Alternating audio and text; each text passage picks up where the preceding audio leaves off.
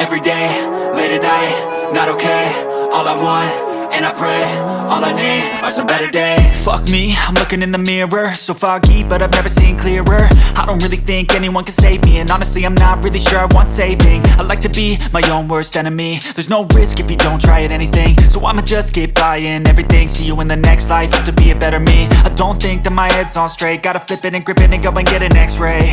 What's wrong with me? I just feel weight pushing on my chest and it squeezes till I suffocate. Better change my mindset, meditate. It's pretty cool that I'm alive and have better days. I could walk, see, hear, I should celebrate. Think I could change my mind, maybe elevate. Living life, every day, late at night, not okay. All I want, and I pray, all I need are some better days. Yeah, all I need are some better days. Cause all I want, and I pray, I believe in the better days. I'm kinda stuck between a rock and a hard place. Do I work hard, or live at my pace? You're only young